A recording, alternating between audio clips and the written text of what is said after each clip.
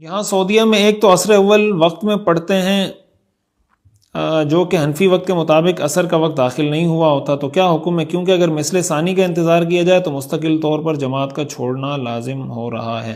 دیکھیں، ایک تو یہ ہے کہ اگر وہاں عصر مثل اول میں آپ کو پڑھنی پڑ رہی ہے تو، اور آپ کے پاس ایسی کوئی صورت بھی نہیں ہے کہ جو وہاں حنفی رہنے والے لوگ ہیں وہ اپنی کوئی جماعت کا کوئی انتظام کر لیں اور مستقل وہاں مثل ثانی میں جماعت ادا کریں، تو ایسی صورت میں جماعت نہیں چھوڑیں، آپ مثل اول میں ہی ادا کر دیں، مثل اول میں ادا کر سکتے ہیں۔ لیکن اگر ایسی کوئی صورت بن سکتی ہے کہ آپ اپنی جماعت مثل ثانی میں کروا لیے کریں تو پھر یہ زیادہ بہتر ہے۔ بہر صورت جماعت نہ چھوڑیں۔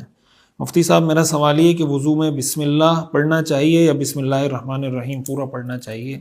دونوں پڑھ سکتے ہیں، بسم اللہ پڑھ لیں تب بھی ٹھیک ہے، بسم اللہ الرحمن الرحیم پورا پڑھ لیں تب بھی ٹھیک ہے۔ قسم کھانا کیسا ہے؟ اپنے بچوں کی قسم کھانا، دیکھیں شریعت میں قسم صرف اللہ کے نام کی ہے اور کسی غیر اللہ کی قسم کھانا جائز نہیں ہے۔ تو بچوں کے نام کی قسم، کسی کے سر کی قسم، یہ جو ہمارے ہاں کھائی جا رہی ہوتی ہے یہ جائز نہیں ہے، اور اس سے قسم بھی منعقد نہیں ہوتی، لیکن گناہ گار ہوتا ہے آدمی اس طرح قسم کھانے سے۔ امام نماز کی نیت کیسے کرے گا؟ رہنمائی کریں۔ بس امام نماز کی یہی نیت کرے گا کہ میں امامت کر رہا ہوں، جو لوگ میرے پیچھے نماز پڑھ رہے ہیں ان کی امامت کی نیت کر رہا ہوں، تو بس یہ نیت کرے گا۔ باقی جو نماز ہے اس کی نیت ہوگی کہ ظہر کی نماز پڑھا رہا ہوں، عصر کی پڑھا رہا ہوں، تو بس نماز ہو جائے گی۔ کراچی سے خاتون کا سوال، شروع سے